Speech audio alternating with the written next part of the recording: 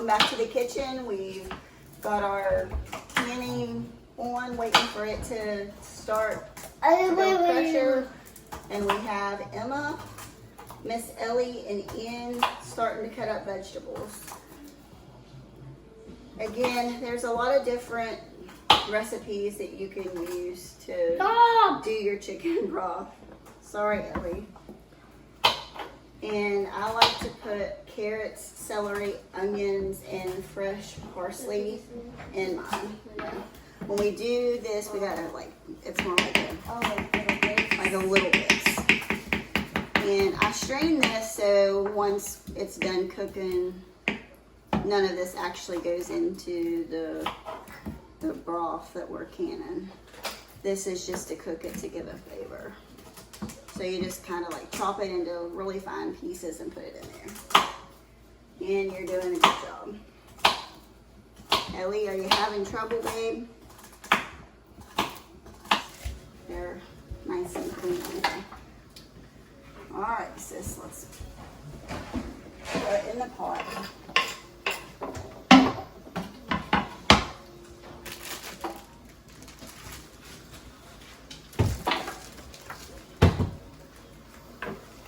I'm done using my knife, so I'm going to use your knife. You're done with it, I think.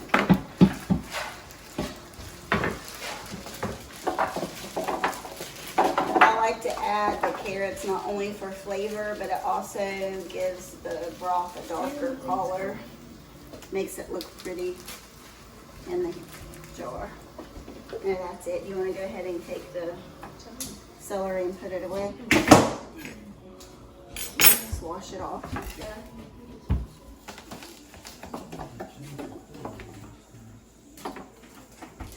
I usually do 1 medium-sized onion to a full pot.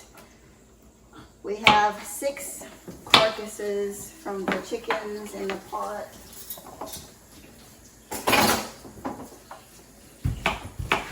And I am the world's worst about measuring stuff. I like to use this chicken rub. I'm not sure if you're supposed to show what it is, but we really like this. And so I just dump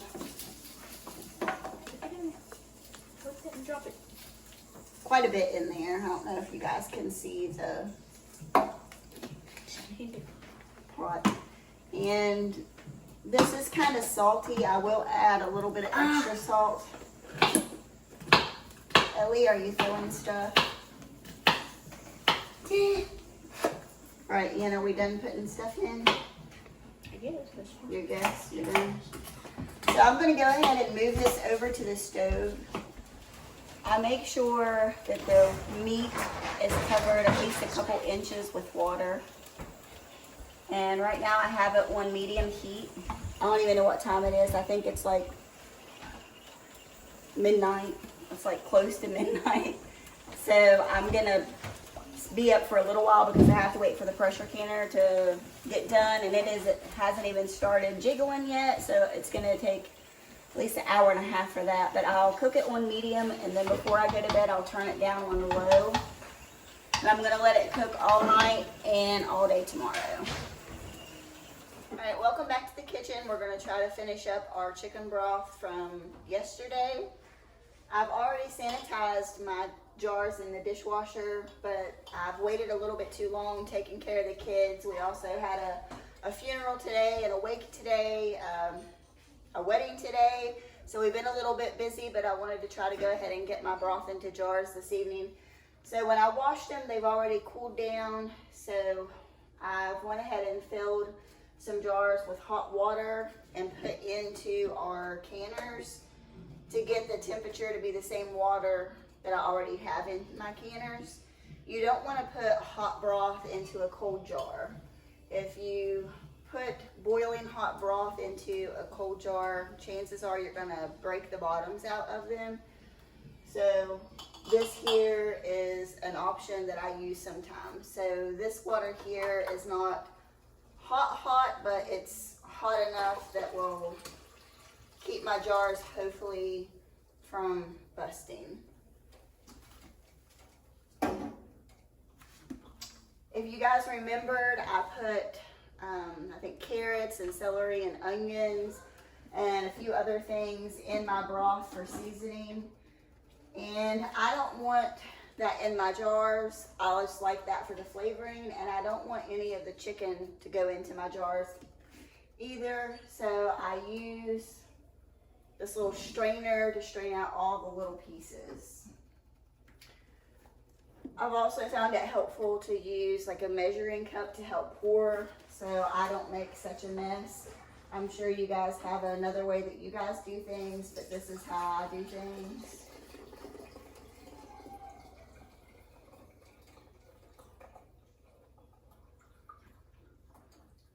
And you still want to remember that you need to leave a head space at the top of the jars.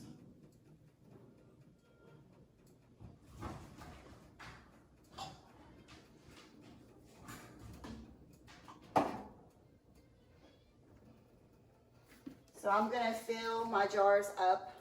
You can maybe see the head space there. I'm going to fill my jars up. I'm going to let them sit for a few seconds till I get enough to fill up the whole canner, and then I'm going to go ahead and place the flats and the rings on them.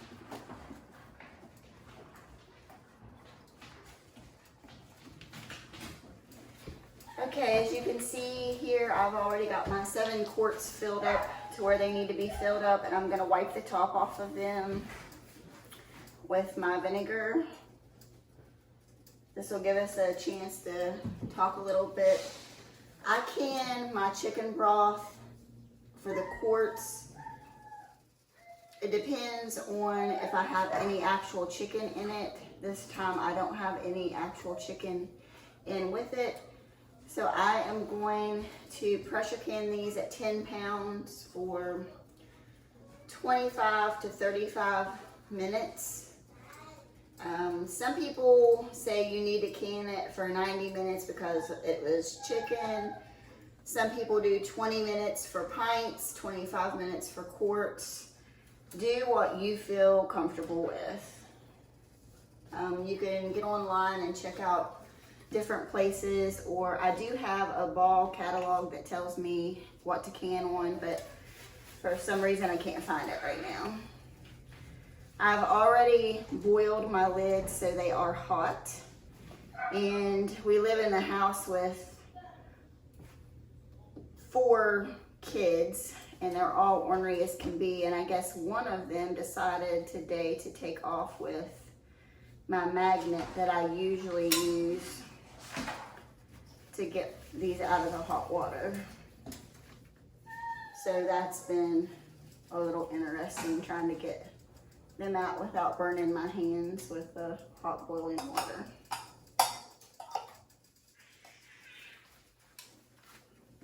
But I want to remind you, even when you put these lids on, you put your rings on, you just do finger tight, because if you do over tighten them, then they can buckle, or they will buckle on you.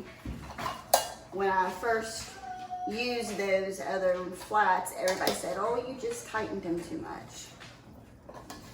And I believe the crazy thing is I had like 120 of them, and I think I've only used maybe 50 of them, and out of the 50, I think 27 have been bad.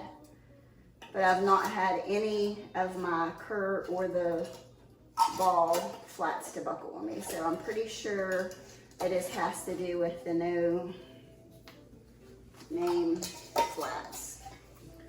So now that I have these on finger tight, I'm going to go ahead and put them into the pressure canner. I do put 2 inches of water in, and it has been heating up over here.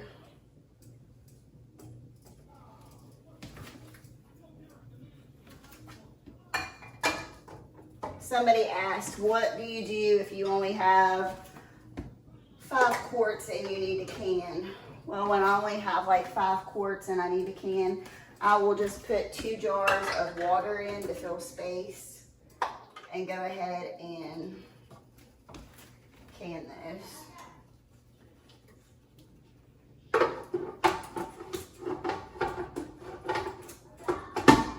I think maybe I mentioned before, I'm gonna go ahead and leave what I call the little ticker off and cook it for about 10 to 15 minutes to let the water start boiling before I put that on to build pressure.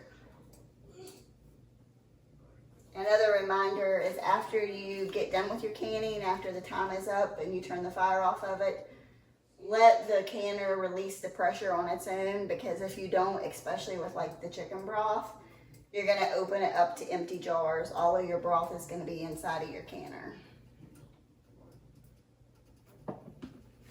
It's been about an hour since this has stopped. I always kind of touch to make sure there's no pressure on it. Remember, you don't want to take it off too soon because all of your broth will come out.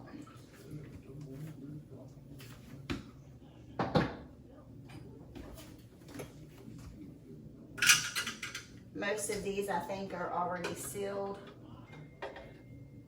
I like using this here to lift them out with because it was Aunt Betty's.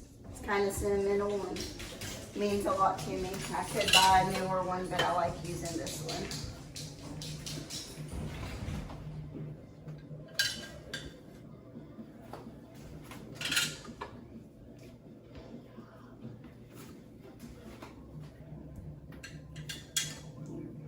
I want to show the difference in color. I done this jar here probably about 3 weeks ago. It's darker in color because I had more carrots in the broth that gives it more of an orangish color. And usually I let it cook a little bit longer. I ended up with 21 quarts, I believe. And again, I started out with 6 chickens. So usually I do end up with at least 21 quarts of broth each time we butcher, sometimes more. Thanks for joining us, and we'll see you next time.